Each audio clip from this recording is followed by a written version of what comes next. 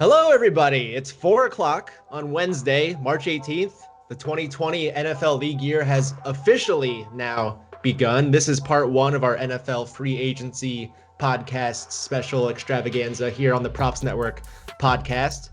There's tons of news and updates to talk about. But first, let me introduce you to our guest. We have Joel Walkowski. What's up, Joel? Hey, how are we doing, Props Network? I was prepared to be talking with you guys a lot this week, and I prepared a lot of March Madness content. Yeah. And, next year, I think we're in for a real treat. Yeah, so Joel and his buddy Donnie and I were going to produce a ton of March Madness, mostly Joel and Donnie, but they were going to produce a ton of March Madness videos talking about like Selection Sunday was going to come, and you guys were going to make a video about that. Round one, you were going to cover every single game. You were going to bet on every single game in the tournament, weren't you?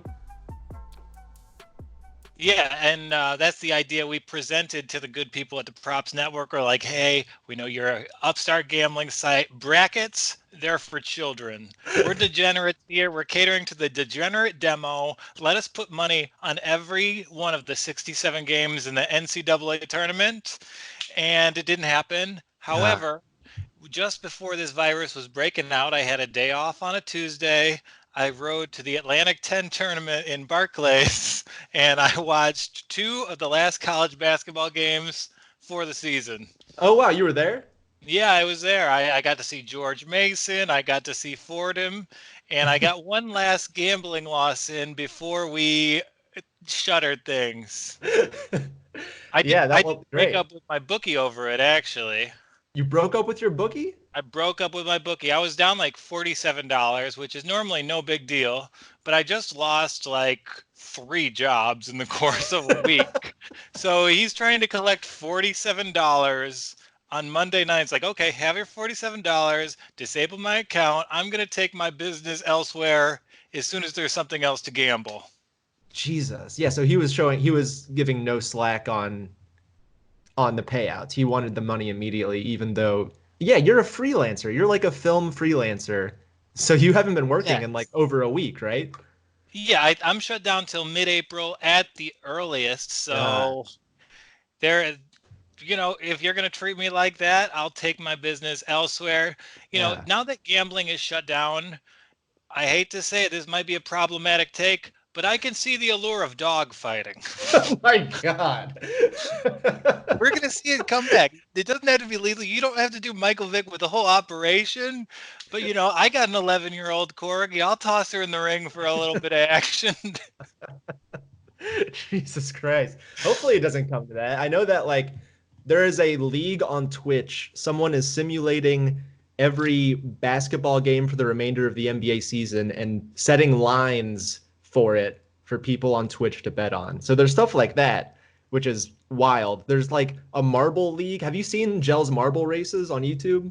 Oh, I've not seen Gel's marble races. That sounds wonderful. It sounds like a good live event. It's truly nuts. He uploads like very highly produced marble runs where he just like has marbles with names and stats and like backstories, and he races them in the sand. He has them do like high jump competitions. It's wild. There's weird stuff that you can watch now that there's no more sports. Yeah, what have you been watching? You been getting anything crazy to fill your days, or? No, not real. So I'm luckily able to continue working from home during this. So I've been my fiance has like 3 weeks off of work, so she's at the apartment all the time. Being a saint and not interrupting me throughout the day, but I feel terrible that she's just like bored out of her freaking mind and I'm just like taking up the living room working all the time. So it's a tricky situation. I started playing some Mario Kart at night. That's been my go-to social event. Yeah, I took up Scrabble with my fiance, and I always I've been a good Scrabble player my entire life, and somehow she's overtaken me in the quarantine. She's won 4 games in a row. I can't stop the bleeding here, and honestly, it's driving me. She caught me cheating at Scrabble, and she still beat me. So it's gonna be a long quarantine, Steve. Yeah, there's no end in sight. It's brutal. In happier times, we do know each other from basketball. Yeah. Unfortunately, I've been in contact with someone who has coronavirus, so I am on quarantine. So, Whoa. yeah, Noah Savage, probably the best basketball player I, in New York comedy. I did his podcast on Monday. I did my stock market podcast, Hold My Bread, and I was in his apartment for 2 hours. So now I'm self quarantining, and like I'm worried I have it because we see these elite basketball players, Kevin Durant, Donovan Mitchell, Christian Wood. They have no symptoms, and I'm in that kind of shape. I'm That's in. true. That's true. You're of their ilk. So it wouldn't be Yes, surprising if you were not presenting symptoms but were infected. yes, I've been going on long quarantine jogs, and today I got lost, and I'm worried about exposing myself, so I couldn't ask anybody for help, so I had to keep jogging. I ended up jogging like 12 miles. I couldn't do it. Like, so you're gonna see that on the court when we come back to it. You're going to be just svelte. You're going to weigh 130 pounds just from running around all the time. Yeah, getting back to 2016 form. I do want to say before we get into NFL free agency, we know the NBA is really affected by this virus. Yeah. We have Durant, we have Donovan Mitchell, Rudy Rudy Gobert, Gobert. Yep. funniest guy of all time, and Christian Wood, along with three mystery nets. Yeah, three Would mystery the nets. COVID would the COVID-19 team be the favorite for the NBA title? With a healthy Durant, they have to be in consideration. Yeah, all things being equal, the COVID team probably better than any team in the league. They've got crazy length, they've got good shooting from Durant and Christian Wood, who's really like that seems like no one, but Christian Wood is probably a top 50 NBA player. I've been Okay. saying I've been saying this since we signed him from New Orleans last year to a futures contract. Like his advanced stats are insane. Okay. So I think between him and Gobert, you're really looking at a lot of length to come up with, and you have the 6 feet of separation. They can overcome that, and still block your shots.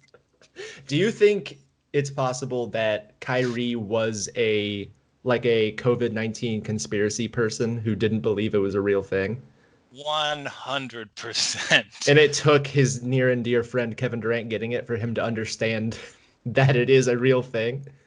Absolutely. He there's no way Kyrie's kids will be vaccinated, so I expect him to be one of these people. And they kept the other Nets a mystery. Secret. It hasn't been Yeah. announced. What's the deal? We live in Brooklyn, so like I want to know. I'm not going outside, but if I did and I bumped into one of these guys, I want to know if I need to keep my distance. Yeah, and just for the terms of roster construction, I am hoping Joe Harris is one of Jeez. the affected. Just the shooting in like a six-man role would really round out the bench. Thankfully, Spencer Dinwiddie has tested negative because I have no room for him on any of my rosters. He's a little too ball dominant for the style of basketball I would prefer. Oh, great. This It's is yeah. this this is honestly what I've been thinking about for the past day. Everything is crazy. I've been trying to watch TV, like watch Sports Center when I have the chance just to see what they're talking about, and it's nuts. They have pretty much everyone's working remotely, so they're all calling in. But ESPN for some reason didn't buy these people microphones or anything. So you have like Jason Whitlock in front of his iPhone with like AirPods in just screaming at the phone, and it sounds terrible, and it's on national television, and they don't talk about anything at this point. They're showing highlights from like today I was watching, and they had Trae Young shooting laundry into a laundry basket for like 5 minutes. That was like a 5 minute segment on Sports Center.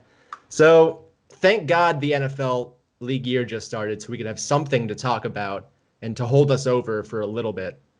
And it's been a crazy start. The last few days, there's been a ton of moves. Absolutely probably 40 or 50 things after the CBA got approved, which we should talk about. The NFL players voted 51%. It was so close to approve the new collective bargaining agreement.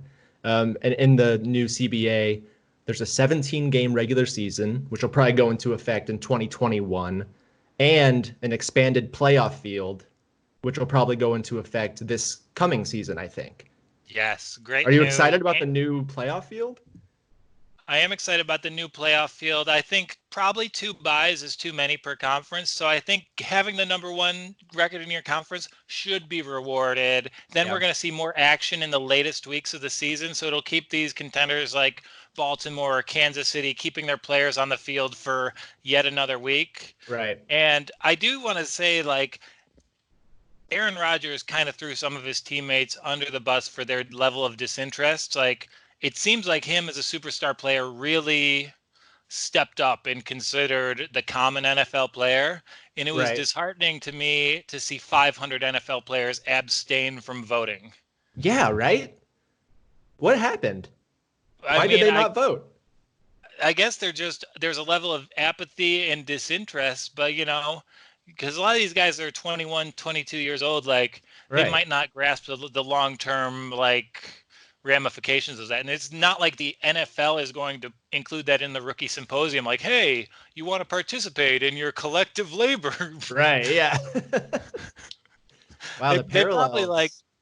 they probably shit talk the union in in the Oh, symposium. absolutely. That's definitely a thing the NFL would do. The NFL did do something nice, though. Did you see that the NFL is allowing everyone to have access to NFL Game Pass from now until May 31st for free?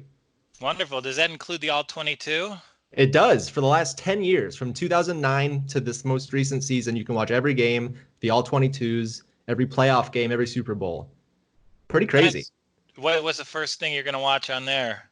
I might go back to 2009 and watch the Rams go 1-15 just to relive how that felt. Um, Back when they were in St. Louis, when things were okay. I would rather the Rams be in a terrible team in St. Louis than a good team in Los Angeles. But that's just And me, because I'm a Rams do you fan. have I know you're from Tampa, Florida, and I think we're going to get this started. Yeah, I'm we taking a should reins jump here. I'm into it. transitioning. Do you have regrets about not being a homegrown Tampa Bay Buccaneers fan at this point in time? No, so I am a cheater and I like the Bucks. Like I wouldn't claim them as my team, but I do watch them every week when they're not playing at the same time as the Rams. Um, so I do like them, and I am excited at the fact that they'll have a competent quarterback that won't throw 30 interceptions next year. I don't think Tom Brady will come in and absolutely light it up like some people. Some people think he's going to come in and throw for 5,000 yards because of the receiving threats there, but he's he's good. The offense will be good. I think he'll be more of a game manager, not making the mistakes. The Bucks can maybe go 10-6 with him at the helm. So I'm excited for like my friends who live in Tampa who are Bucks fans that have a competent quarterback for the first time in, you know, 12 years or whatever, but we'll see. We'll see what happens. I got I don't know. It's good for the team. The season ticket line, did you see that today? There were like 6,000 people 6,000. in line. Yeah, just to get season tickets after the Tom Brady announcement, which by the way, he hasn't like it's 100% or like 99.9% sure happening, but it's not official yet. It can't be official till today. Like contracts 20, can only be signed Wednesday. So if yeah, he said it, it's probably going through. I don't think he has made a public statement he yet. has. No. But I'm a little disappointed, to be honest with you. I mean, we're both in our mid to early 30s. And I think anyone who came of age in this time, like when we were around 13, 14, the Bucks switched to those pewter and red uniforms. Every kid in America wanted a Mike Allstott jersey. Yeah, And man. like they were everyone's second favorite team. And like I watched a lot of the Bucks last year. They were the most fun team to They're watch in the super NFL. fun. Yeah, They they have these are. like the most amazing receiving core, but they really just threw the ball down the field recklessly and it worked. Tom Yeah, Brady's not going to be able to maximize Mike Evans and Chris Godwin like Jameis Winston did. I don't it's think the true. arm strength is there. It's definitely true. But I think it's a good the Bucks fans will take the trade-off of not as many high scoring crazy games with, maybe 12 interceptions instead of 30. But with all that being said, let's jump into all of the crazy news that has happened in the last 3 days. We're going to do the AFC today, and then tomorrow we're going to meet back up again and talk about the NFC just because there's so much stuff to talk about. We wanted to make this a two-parter. So today we're talking AFC, and let's go division by division. Let's start with the AFC East. We'll start with the Patriots because we were already kind of talking about them. Tom Brady announced he will not be returning to the Patriots. So that much is 100% certain. He is expected to sign with the Bucs, as we mentioned. Sam Darnold is now the longest tenured starting quarterback in the AFC East, making his first start week 1 of the 2018 season. And not only do the Jets have the quarterback with the longest tenureship in this new climate, they have the quarterback with the most experience with infectious diseases. So I think that gives them a leg up. What's COVID-19 after you had your sophomore season derailed by mono? Yeah, very true. He knows how to train in isolation, so he'll be fine when the season starts. Yeah, you really see this Belichick-Brady relationship. It's gone on for 20 years, and I think Belichick was the one who was steering the Pats not to pay him. Like, I think the Patriots would have paid him 15, 20 million, but you see the figures offered, $30 million offers from the Yeah. Chargers, from the Buccaneers. The Patriots can't do that because they're kind of in a bad cap position. Like, you see they're just doing everything they can to keep left guard Joe Thuney. They're Yeah. franchising him. They're re-signing McCourty. But other than that, they're losing a lot of great players to the Detroit Lions. Yeah, they traded safety Duron Harmon to the Lions. So their cap room right now, they have 3.2 million in cap space right now. Not enough to sign one of these top tier, like not enough to get Cam Newton. Maybe if they move some stuff around, they could trade for Dalton, but they don't have a ton of room for a quarterback. I'm very confused as to what their plan is moving forward. Are they just going to tank next year and get Lawrence in the draft, or like, what do you think their plan is next year for quarterback? Well, I think they actually like Jarrett Stidham. They got Jarrett Stidham. He was projected as a first-round talent when he came out. I think he went to Baylor originally before transferring to Auburn. And Auburn, I don't know how closely our listeners follow college football, but of all the SEC teams, they're kind of in the Stone Ages when it comes to passing offenses. Right. Like quarterback at Auburn, they're not really running any pro-style routes. They're not making reads or audibles, and that kind of hurt his draft stock. Okay. And from what I hear, they really like him. And for Belichick to go all out, maybe you can see a Jacoby Brissett, but I wouldn't be surprised to see them give the reins to Stidham. That'd be interesting. Keep Brian Hoyer as the backup and not make any QB moves. That'd be something. That might be what they have to do with their cap situation right now. The only move they've made, so they traded Duron Harmon to the Lions, they re-signed Devin McCourty, and then they signed wide receiver Damiere Byrd to a 1-year, $2.5 million contract. That has been their biggest free agent move so far. And they've lost their entire linebacking core, it should be noted. Kyle Van Noy is in Miami. You see Jamie Collins is in Detroit. And they also lost starting tackle Danny Shelton to the Lions. So we see them losing 3 starters to the Detroit Lions in 48 hours. That's incredible. It was one of the best defenses of all time last year, and they've lost a third of the snaps. Yeah. So they are now on DraftKings. Their over/under win total is 9.5. They are minus 110 to win the division. Just 2 days ago, before all this Tom Brady stuff happened, they were minus 278 to win the division. So 9.5 wins to me seems optimistic for the Patriots with so much uncertainty. But I guess it is Bill Belichick, and you can't really count him out being in the playoff hunt. But for me, I would probably lay off the Patriots in general if we're talking futures for them. Yeah, you're just asking the question, can Bill Belichick pull off the Matt Castle season again? Yeah. At this point, it's pretty foolish to go against anything Belichick does. So I agree with you. That's probably a stay away for me. And let's move on to the next team, because I know we disagreed about this team initially. And given some moves they made, I'm coming over to your side. Yeah, I think it only helps my case. So we spoke 4 weeks ago or so, and we were talking about futures for these divisions. I said the Bills had a chance to win the AFC East, and I liked their value. I think they were at like plus 350 about 3 or 4 weeks ago. Now they've jumped up to plus 175 after all their moves. And let's talk about these moves. They traded the Vikings for Stephon Diggs. They sent over a first, a fifth, and a sixth, as well as next year's fourth for Stephon Diggs and a seventh. So that's a really big move. The Bills also signed Mario Addison. They signed Vernon Butler.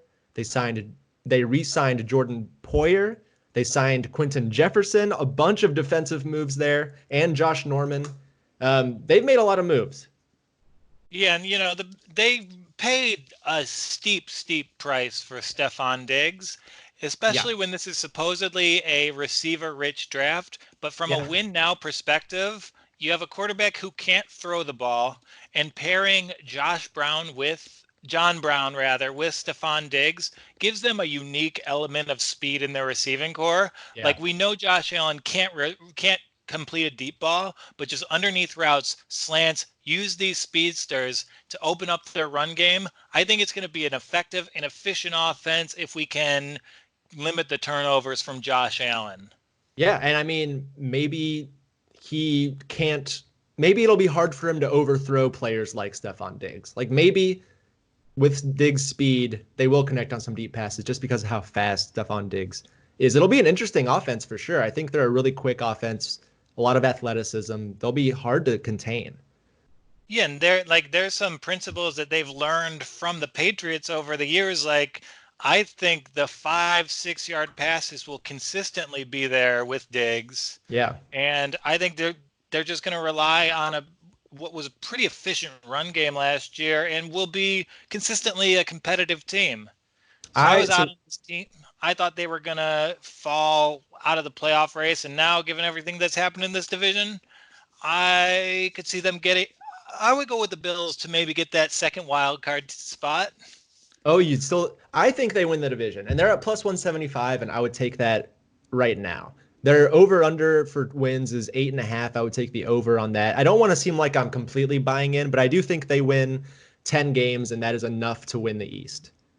Yeah, but I think that there's these cellar dwellers in the AFC East, especially like the Miami Dolphins. Like Yeah, you let's see the talk about the momentum Dolphins. they ended with last season with, and then really they're kind of like the Houston Rockets right now. If Yeah. you are a draft bust and the original team that drafted you hates you, you will find a home in Miami.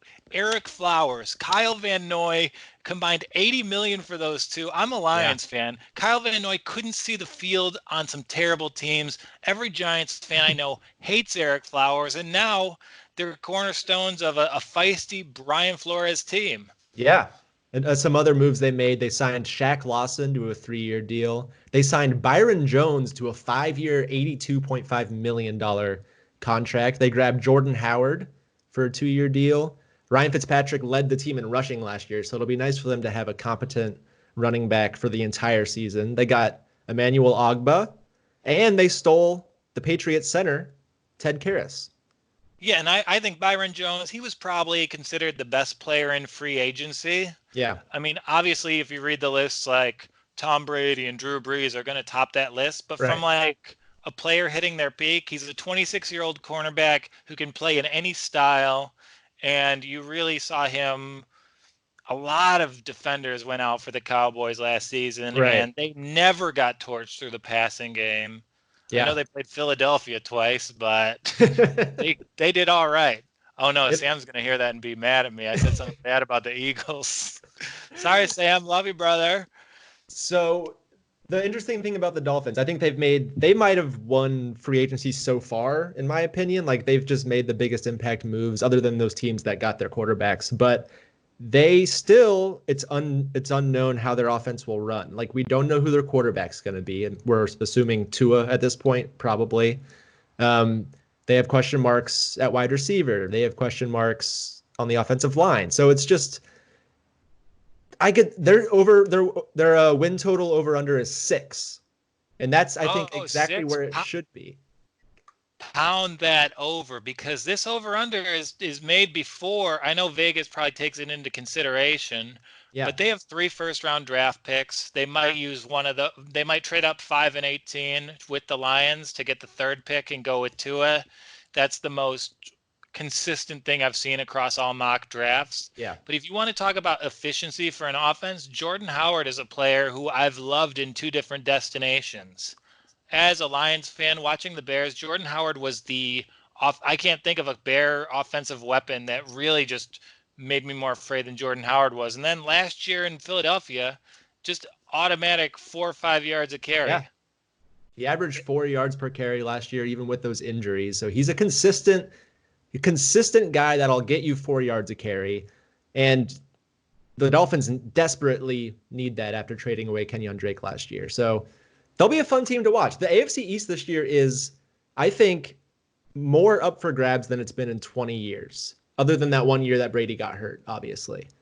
But the one team we haven't Yeah. talked about yet is the Jets. And I think that they Yes. haven't really done enough. But here's what they've done: they signed offensive tackle George Fant, they signed Connor McGovern, a center, and they extended one of their guards, Alex Lewis. So a lot of offensive line moves, but not really anything else. Yeah, and I think that kind of I think they're just doubling. Jets fans are always mad. Like when I talk to Jets fans, and they are in a fervor because of that Larry David Curb Your Enthusiasm episode where the Jets make of one of their fans kill themselves. Oh my So, God.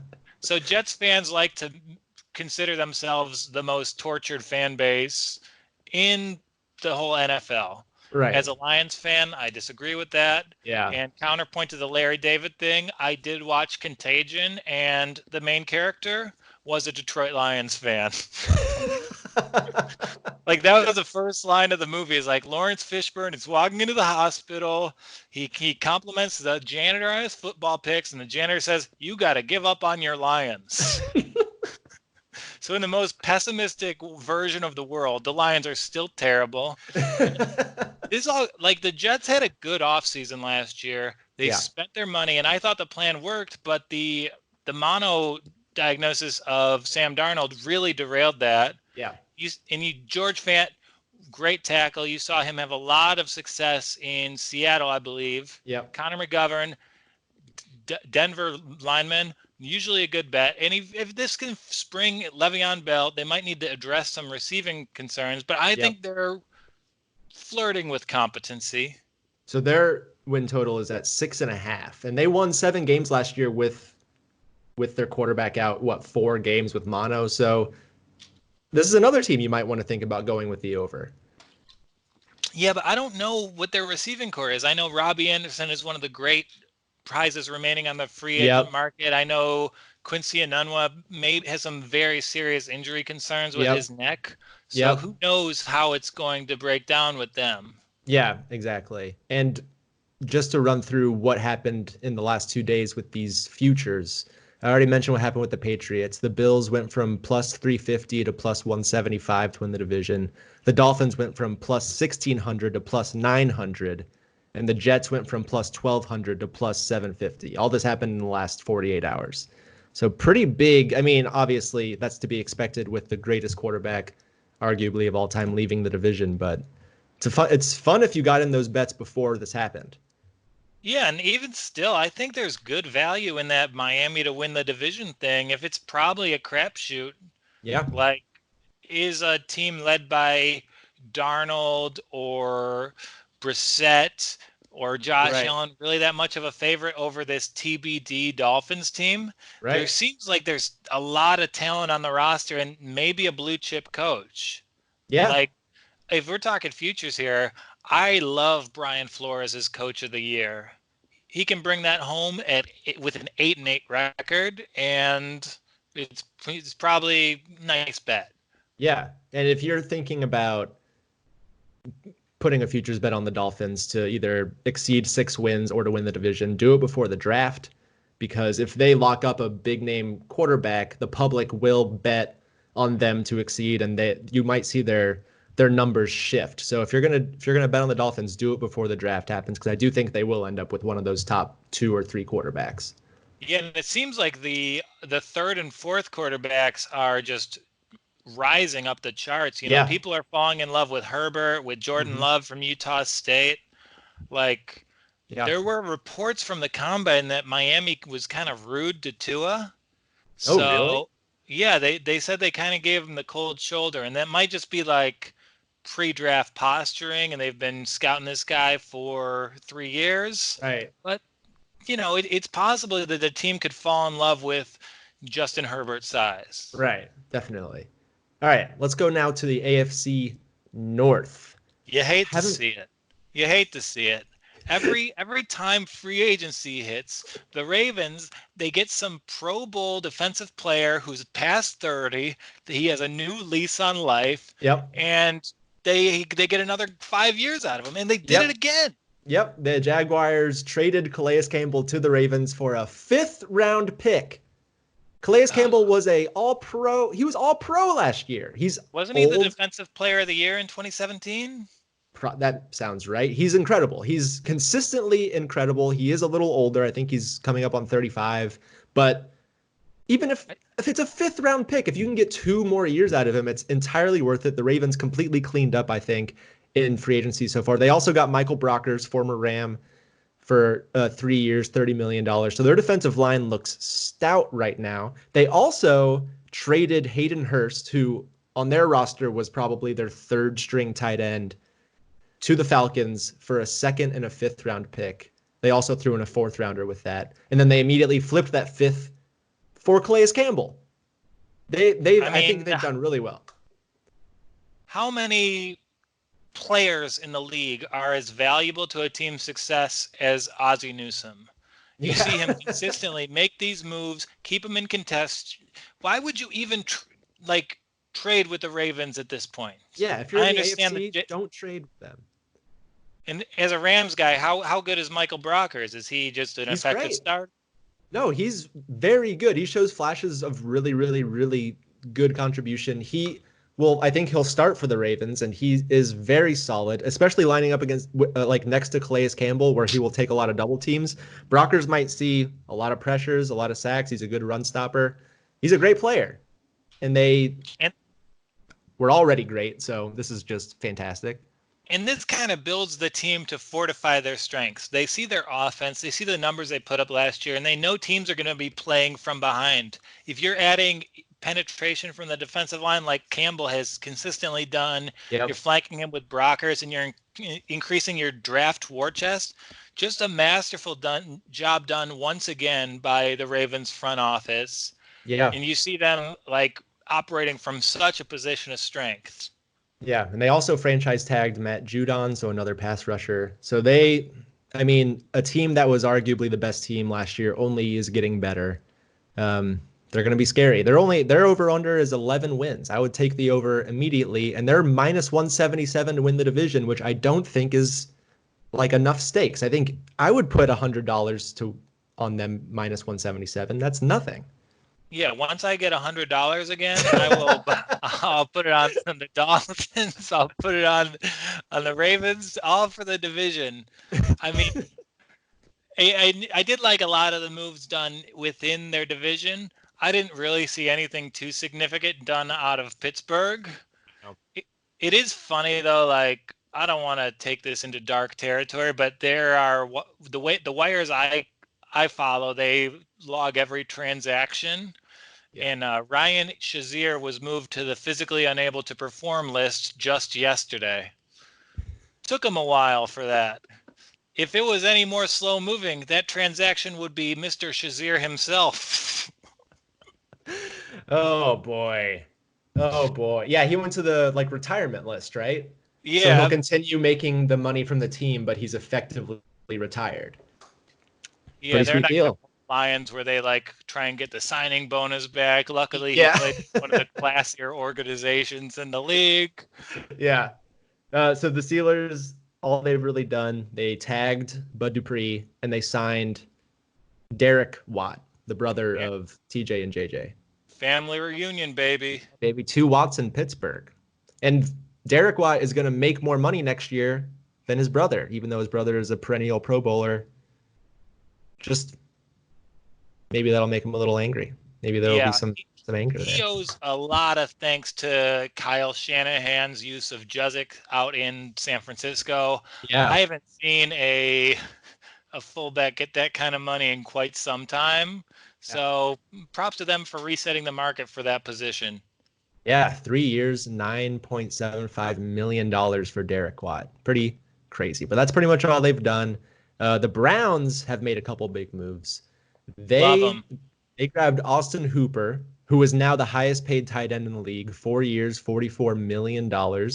They also signed Jack Conklin to a 3-year deal. They also made a fullback move. They traded their 7th-round pick to the Broncos for fullback Andy Yanovic. Oh, Or do you? see, Steve doesn't include that on the notes. He can drop some knowledge That on was me. that's a new development. And then they also signed Case Keenum to be their backup quarterback. So the I Austin love that. Hooper move is great. The Austin Hooper move is solid. I'm stunned that that's the market for tight ends. You see, there's a lot of premiums at the position. Like, how is Travis Kelce not making more than Yep. that? Right. And I'm sure Kelsey, Kittle, probably throw in a few others are going to make more than that too. So that seems like it might be an overspend, but geez, Jack Conklin, no exaggeration, one of my favorite linemen in the league. I think he'll be dearly missed in Tennessee, Yeah. and I think this signifies that Cleveland's going to do the smartest thing they should do, which is build their offensive game plan around Nick Chubb. Yeah, absolutely. And they have a 8-win over under total right now. And I don't know which way I would go with that. You would go over? Yeah, I'd pound the over. I think a new coach alone is probably worth 3 wins to that Yeah. franchise. Kevin Stefanski, at the very least, he's a professional. He has offensive philosophies that he will adhere to. I think Freddie Kitchens got hot as a play caller for 3 weeks, and they gave him the job and one of the Yeah. more inexplicable hires since their latest inexplicable hire.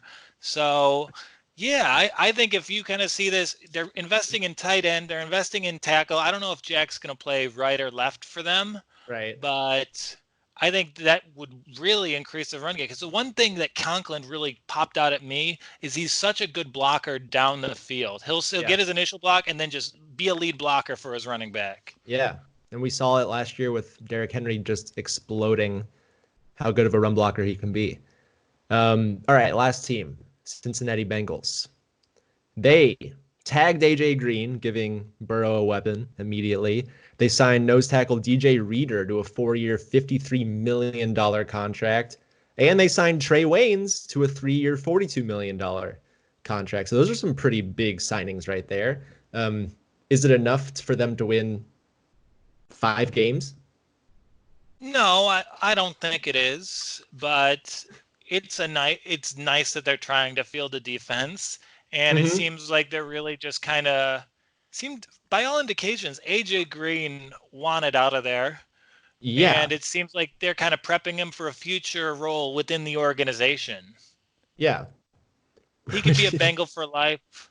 They'll put a statue outside commemorating the time they almost won a wild card game, and and then he'll be out there shaking hands for the next 3 decades. Are they But going to trade Andy Dalton anytime soon? I think Dalton will be gone. I think he deserves better, but there might not be a place for him. I mean, New England is a possibility. The Yeah. Bears were linked to Dalton very consistently, but you saw them move forward with Nick Foles. Thank Yep. yes. You're happy because he's kind of trash and they're in the Lions division? Yeah, I'm thrilled with everything the Chicago Bears have done. You put a nightmare. Yeah.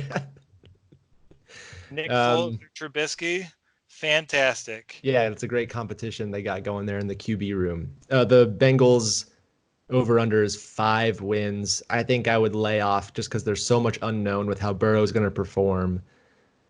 Yeah, and in one of my great gambling wins, actually, my over the Christmas break, my girlfriend dragged me to Arizona to meet her grandfather, and I saw as I went into town that the Fiesta Bowl was going to town, so I had the afternoon free.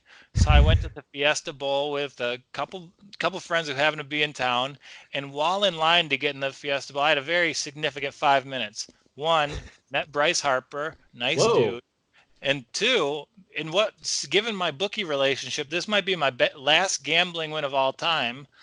I bet with someone in line $5 that Joe Burrow would be the first pick to the Cincinnati Bengals. Whoa. Wait, a stranger? You did this with a stranger? A stranger. We've friended each other on Facebook, and depending on how the draft goes, we are prepared to Venmo each other depending on the pick. Well, who did he think was going to get taken? Just not him. He was just anti-Burrow. He didn't have another argument, and because of Fiesta Bowl, it was a lot of Ohio State fans. It was a lot of Clemson fans, but there's also just a lot of Arizona locals who Right. go and believe it was the national championship, not knowing there was another game to play.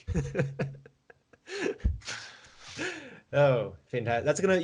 I think that's gonna be the easiest $5 you've ever made.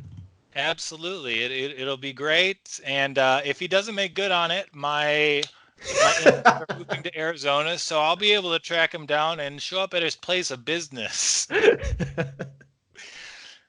Okay, this podcast that you're listening to right now is brought to you by thepropsnetwork.com. Visit thepropsnetwork.com for all the latest betting news and the best bonuses from the top legal betting sites, like a sign-up bonus of up to $1,000 at DraftKings or a $20 free bet at Unibet just to try it out. There's not a lot to bet on right now, but if you want to put some money on some NFL futures, those are always there if you want to throw some money there. You must be 21 years or older to bet. If you have a gambling problem, call 1-800-GAMBLER now. All right, let's move on to the AFC South. Arguably one of the biggest moves involved the Houston Texans when they traded DeAndre Hopkins and a fourth-round pick to the Cardinals for David Johnson, a 2020 second-rounder, and a 2021 fourth-rounder. Just insane. And you're seeing a lot of this move was the lightning rod for all off-season discussion. The Texans and Bill O'Brien are getting truly trashed for it. Like the stuff that's coming out about Bill O'Brien is like, oh, he told the mother of DeAndre Hopkins, the mother of his children, couldn't be around the team as much. He compared him to Aaron Hernandez. Yeah, supposedly. I saw that. But if we look at this from a point of like team building, DeAndre Hopkins, cornerstone of the franchise, best receiver in football. He kind of forced the nickname a little bit too much for my liking. When the announcers call him Nuke, I'm not down with that. No one's ever called you Nuke, and all of a sudden Al Michaels is. It seems a little forced. But the fact of the matter is, he was demanding a huge contract extension. He's been in the league quite a while, and they weren't prepared to give him $20 million a year. Yeah, that's what it came down to. But at the same time, his trade happened before the Stephon Diggs trade happened. And the Vikings got a first-round pick for Diggs. Obviously, Diggs isn't... Well, yeah, exactly. Diggs is not as good as DeAndre Hopkins. The Texans should have demanded a first-round pick. But we'll look at the contract in comparison. Diggs is locked in for 4 years, $44 million, which true. I'd rather have Diggs for half the price than Hopkins at double the price. Plus, you want to take age into consideration. Right. And, Houston, they're in a tough situation cap-wise. They've already paid Deshaun Watson. Plus, J.J. Watt has a huge cap number. Doesn't match his production at all, but he means so much to the city. Right. They would turn off so many people if they did anything with him. That's true. So, the Texans win total went from 9.5 to 7.5 with the trade to 2. So they think DeAndre Hopkins is worth 2 wins to the team. I don't think that's necessarily true, but I also don't trust that they'll win 8 games next year. Yeah, but if you listen to the real football intelligentsia, they think that the real motor that made that offense go was the often injured Will Fuller. He just I swear every Pro Football Focus, Michael Lombardi, everyone I trust are like, they're a different team with Fuller on the field. And let's see what happens. I mean, they don't. He's not a number one guy, though. He's not, but it's kind of the model from the Seattle Seahawks. They don't have a true number one guy, but they have a quarterback who makes plays, creates time in the pocket, and if you surround him with good coaching and spare parts, he can probably get you to the playoffs year in, year out. Yeah. Some other moves the Texans made in addition to that one, they signed Randall Cobb to a 3-year, $27 million deal. So there's their new elite wide receiver. So bad. They signed Eric Murray Eric Murray, safety, and they re-signed Bradley Roby. I mean, Randall Cobb was washed before getting to Dallas last year. He played limited. Giving him a 3-year contract for anything is pretty mind-boggling to me. He seems like he's on his last legs entirely. Yeah, He's going to make $9 million a year. Hopkins was set to make $12.5 million next year. Obviously, he wanted to renegotiate, but also they took on David Johnson's entire contract when they got him. But David Johnson, they're kind of buying low on him. If this trade happened before last season started, It it would would be seem more seen. reasonable. Yeah, Yeah, it'd be like, oh, the Texans got a steal. They've got the best running back in football. right. It's true. I'm looking up one thing. So Randall Cobb, he played at Texas A&M, didn't he? I don't have no idea. It's been so long. Yeah, he is very old. Nope, I'm completely wrong. He played at Kentucky. For whatever reason, I thought he played at Texas A&M. I thought they were signing a local boy to assuage the concerned fans over DeAndre Hopkins. But turns out I am wrong. They're just throwing money at Randall Cobb. The human interest reason isn't there. They just Yeah. thought he was worth $27 million. God, it's still such an insane trade. Like, even if there is stuff behind the scenes that we don't know everything about, just like the return they got for Hopkins seems so low. In the last 5 years, he's ranked second in catches, yards, and touchdowns. He's arguably the best wide receiver in the league. It's crazy they did not get a first round pick back for him. Yeah, and the fit in Arizona is wonderful. Kyler Murray has like probably the two best adults at the receiver position. He's got these guys who don't really get open but have impeccable hands and just come down with the ball. Right. Yeah, I like it. We'll talk about the Cardinals a little more tomorrow, but I'm sure Kyler's MVP odds skyrocketed when that trade was made. Kyler Murray is the only person in America who had a good week. Yeah. All right. Let's talk about the Tennessee Titans. They made a big quarterback move. They signed Ryan Tannehill to a 4-year, $118 million contract. The man will be making almost $30 million a year. They also franchise tagged Derrick Henry. They signed Vic Beasley. And they traded away Jarrell Casey to the Broncos for a 7th-round pick. And this is a gambling platform here at the Props Network, and you want to pay attention, very close attention, to the Tennessee Titans bet to miss the playoffs next year. Yeah. Sure, they locked down Tannehill. They've franchised Henry, but you see big losses on the line on both sides of the ball. Their identity is as a smash mouth team, and to lose your Pro Bowl defensive tackle, your Pro Bowl offensive tackle, I think it's going to shift them. And without getting that kind of protection, I don't know if Derrick Henry is going to be making the long runs if he gets hit in the backfield. Absolutely. Yeah, they need to address their missing offensive line with Conklin being gone. They did re-sign Dennis Kelly, their other offensive tackle, to a 3-year contract. So they're bringing back some people. But yeah, totally agree. Derrick Henry is only as good as the offensive line. We saw it at the end of last season. They were creating these enormous holes where he was getting a full head of steam before he got to the first tackler and he was able to run people over. So yeah, that's one of the biggest things they need to really lock down going into the season. Yeah, and there is the argument for Tannehill. If you take away the first season from in Miami from his career stats, he's got like a 2-to-1 touchdown to interception ratio. Yeah, and this is the first time in his career he's really played with a modicum of stability.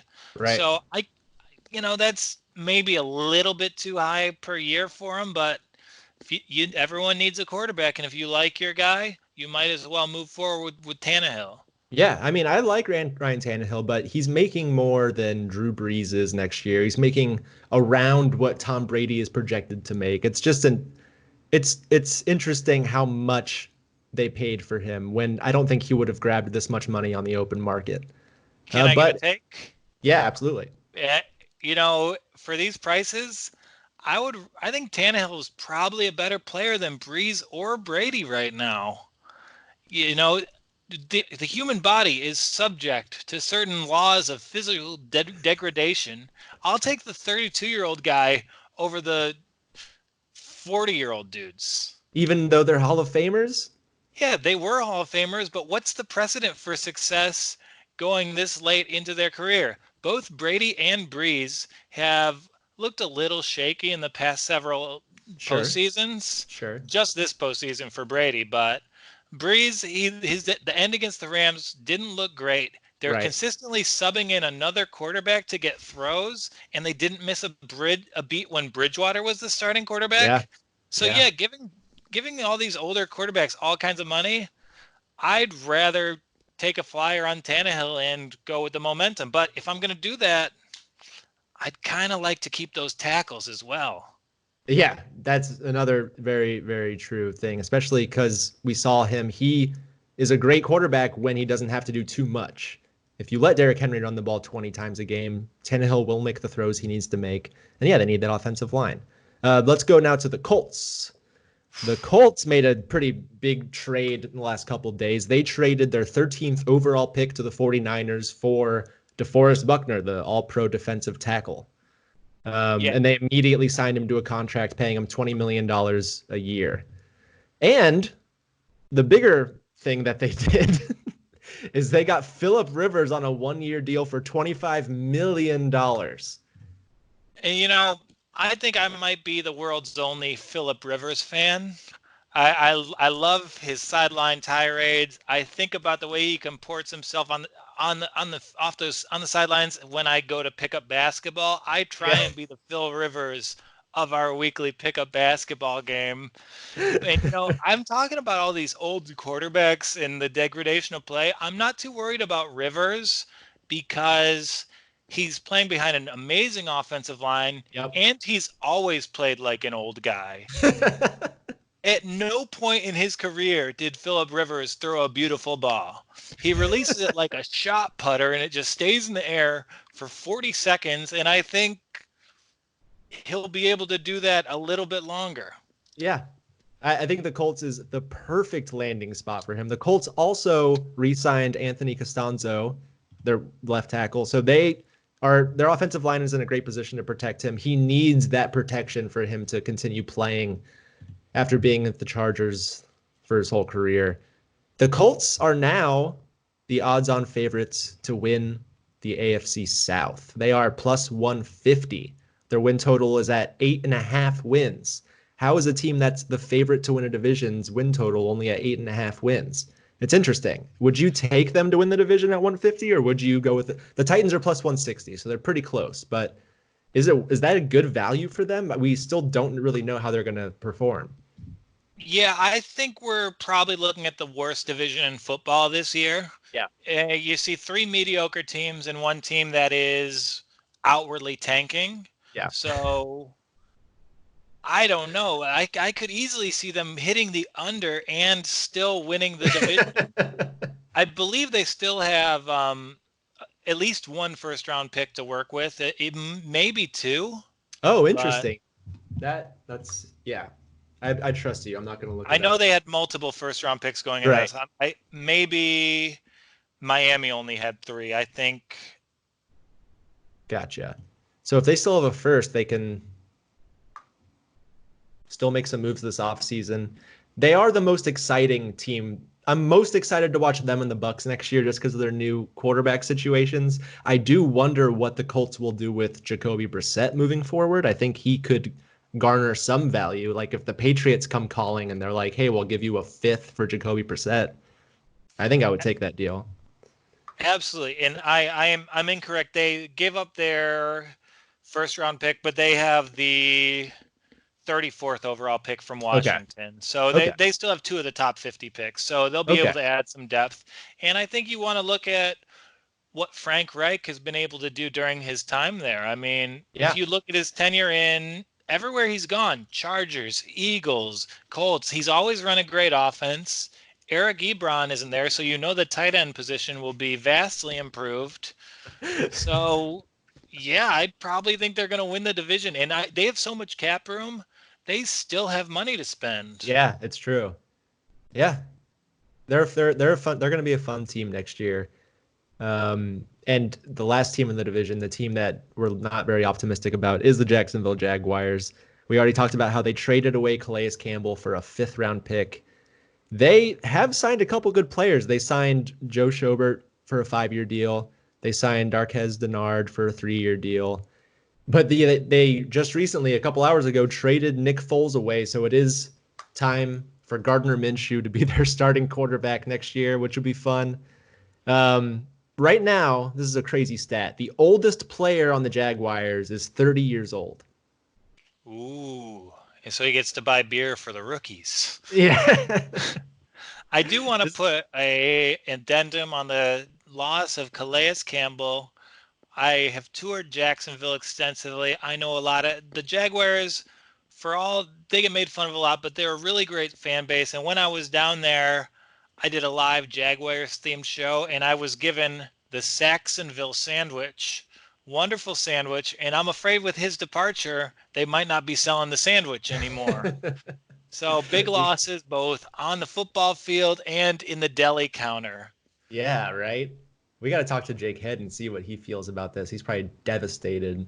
He's got to be devastated. And, if you look they had so much talent 2 years ago. They had Ramsey, Campbell, Tevin Smith, and they're trading away their guys. Their guys are walking away from football, and none of their decisions have really made sense. They had to get rid of Foles just because he's ill-suited to pair with their vast investment in Leonard Fournette. Right. But I don't see how it's going to work in Jacksonville. I don't see how signing a linebacker to a $50 million contract is going to change things for them. Yeah. But I do think they could lead the tank case. They could. Trevor Lawrence from Clemson. What's really crazy about the Jaguars is they were in the AFC Championship game in 2017, and they arguably should have won if not for a bad call by a referee. Yeah, so, Miles Jack wasn't down. Put that on every Jag fan's tombstone. They'll be saying that for the rest of their lives. It's crazy what could have been. Like if they made the Super Bowl that year, they instantly become like a free agent hotspot. Like players want to go play for them. Wrong call was made. Has no state taxes, so you're making a little bit more money. Yeah, and just ever since that, it's been downhill. It's kind of insane. Well, you see the leadership of the franchise. It just isn't there. Coughlin had some pretty archaic philosophies he went behind. Right. Yeah. And if shit hit the fan in a real way for them, and they really have to reboot and start over. And if you're going to bottom out, you might as well bottom out when there's one of the best QB prospects of all time hanging. Definitely. All right. Last division in the AFC is the AFC West. We'll start with the Chiefs here. They didn't really do a lot. They don't really need to do a lot. They picked up the option on Damian Williams' contract, and they franchise tagged Chris Jones, probably their best defensive player. That's really all they've done so far. It'll be interesting to see if they make any other moves, but their win total over-under is 11.5. They're minus 455 to win the division. I think they're pretty set in their spot. They don't need to do a ton. What do you think about the Chiefs? I mean, it's all they're not doing much because the Pat Mahomes extension is looming. Right. He can play it out, but he could easily probably demand $40 million a year moving forward. Yeah. And I don't even know how we see the figures that Kelsey's playing under. I think they're still trying to find a way to keep Sammy Watkins as well. Yeah, so it's going to be a lot of people to pay pretty soon. Yeah, but you have a talent that's so transcendent. Your team building gets a lot easier. You keep Chris Jones to shore up the run defense, but Mahomes was just going to bail out any decision you make. Yep. Kelsey's contract is he's making about $9 million a year. Is it expire anytime soon, or? He becomes a free agent in 2022. So 2 more years on the contract. So. Yeah, so they're great. They're in a gold position. I think you'll see them and the Ravens go contend for the AFC next year. I see that they're prohibitive favorites to win the Super Bowl, 8-1 and 9-1 respectively. And I think I would probably just invest in both of those plus the Lions and feel good about it. Yeah, get the Lions to shore up that NFC spot and then get both of the AFC front runners. Other teams in the AFC West, Denver Broncos. So they traded for AJ Bouye a couple of weeks ago. That's not even related to the free agency. They signed Graham Glasgow to a 4-year deal, the offensive guard, former Nice Lion. Yeah, player. that's right. Nice player. We did a good job developing him. We should have locked him up to an extension last offseason, and you see him kind of setting the guard market there. Yeah, that's a good amount of money. They also franchise tagged Justin Simmons, their safety, and they got Jarrell Casey in that trade with the Broncos. All they gave up was a 7th-round pick. Yeah, and you So they see made like some that. good moves. Yeah, and that's Joel Casey is basically their big free agent signing. Like we Mhm. knew they weren't going to move forward with Chris Harris, so they used their cap room to add a great defensive tackle. Yeah. And I think they've since released Joe Flacco. They're definitely moving forward with Drew Lock. And I Yeah, think it's the right call. He looked really exciting last year. yeah, they've got a quarterback receiver combination that should be the foundation of the team for years to come. Philip Lindsay's a great running back, and Yep. you might as well just add protection, invest in the interior line, and see how what this core can gel into. They have the pieces now; they just need to put them in a position to succeed. And like Uh, you see, they're like very measured. They have a plan, and I don't know if that's the case of some of their competition in the division. right. Yeah. So let's move on to the Raiders now. They've been just signing every linebacker available. They signed Marcus Mariota. They grabbed Jason Witten, who I think is 40 years old. They got Corey Littleton, former Ram, 3-year deal. He's a linebacker. They got Carl Nassib, former Buck. He's a edge rusher. Jeff Heath from the Cowboys. They got Nick Kwiatkowski. Don't know if I'm saying that right. He's a linebacker.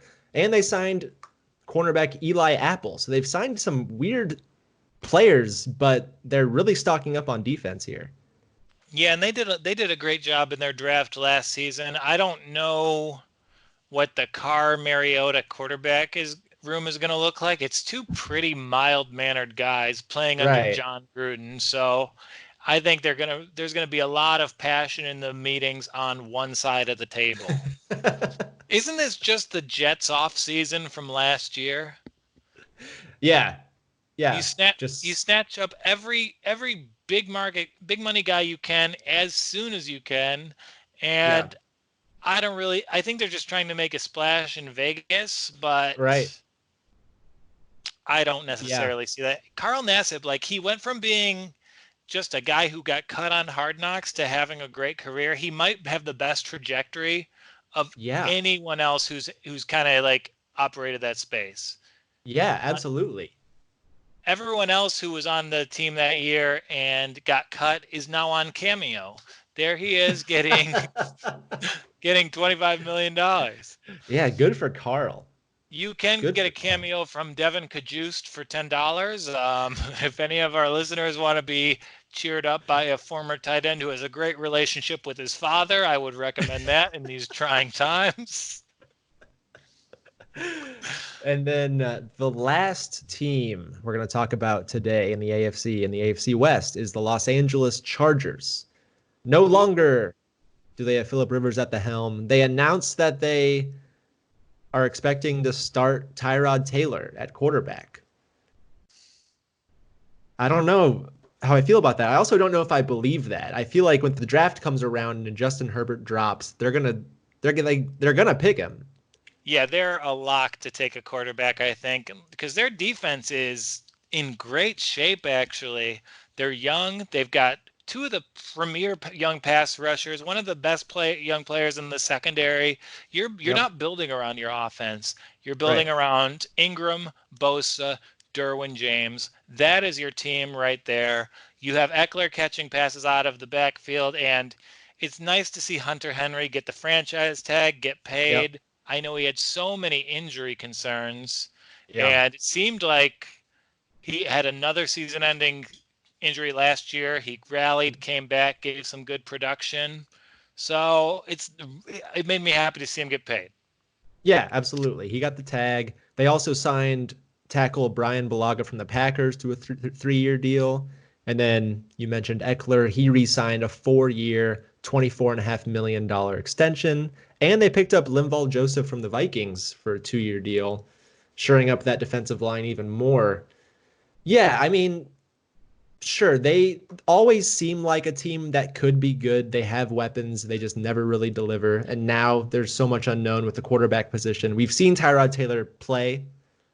It's fine. Like, he's fine. Mr. C plus. Yeah. So, I mean, I could see them coming in last in the division this year. Their over-under win total is 7.5. Oh, I think okay. I would go under. Yeah, I don't see where there's any hope of them going 500 or more. I don't know. I would take the under with them. Pretty much every team is a long shot to win the division with the Chiefs there, but if you want to take futures on these teams, the Broncos are 7.5 wins, the Raiders are 7.5 wins, and the Chargers are 7.5 wins. Yeah, I think if you go on the under of all three, you'll probably go 2-1. Yeah. I think the Chiefs are a buzzsaw, so then you'll be ahead if you make all those wagers. I don't Right. buy the Chargers thing. I think they are a lock to take. I think they're a trade-up candidate for Tua.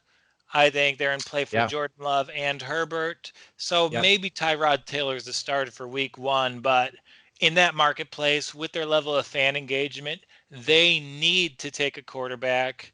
And I can see Yes. them going with Tua just because they need to make a splash in that marketplace. Yeah, absolutely. All right. That's the AFC. Lot to talk about. That was a full hour of just one conference in the NFL. We will be back tomorrow with another episode talking about the NFC and updating you on any other news that happens today. I was looking at my phone. Nothing really happened during this whole time we were recording. The most recent thing that happened was the Rams re-signed Andrew Whitworth, our offensive tackle. He's 100 years old. He's 100 years old. He's the oldest man in America right now. And we just signed him to a 3-year deal. Wasn't he considering retirement? Yes, he was. I mean, it's kind of like Brian Balaga. Like, both these guys are washed. Yeah, I don't and they're understand. signing 3-year deals. It doesn't make any sense. I guess they're just going to front load the contract and be able to opt out, but yeah, I don't know. Yeah, I wish my dad just trained me to be an offensive tackle from birth. I would have such a better life. I'm 6'3", 220. What you could tack another 100 pounds onto my frame. Let me do this. I should be playing line. Yeah. Now you got a stupid banjo playing father. Taught me about the arts. What a shame. All right, folks, that is it for this episode. Like I mentioned before, if you like this, we'll be back tomorrow talking about the NFC, all that happened today, and some more stuff that'll happen tomorrow. And Joel will be joining me for that as well. Joel, thank you so much for being here. Really appreciate it. This was the best hour of my week. I had a blast. And if anyone's mad at us for getting stuff wrong, things that didn't happen yet, we recorded this Wednesday at 4:30 p.m. Yep. So maybe if you're listening on Thursday or Friday, we missed out on some big moves. Yes. But that's not our fault. Not our fault. That's the time's fault. And we'll pick up on stuff tomorrow. You know, if something big happens tonight, we'll talk about it tomorrow. We'll see what happens. I'm excited. This has been so nice to have something to talk about and to think about other than just being alone in my apartment. It's great. Well, enjoy that Mario Kart. Say my love to your fiance. And don't leave the house. I'll try not to get lost on my jog tomorrow, so I'm a little bit more prepared. But other than that, I'll see you then. All right, man. See you tomorrow, Joel. And to all of you guys, we'll see you tomorrow as well. Thank you. Goodbye.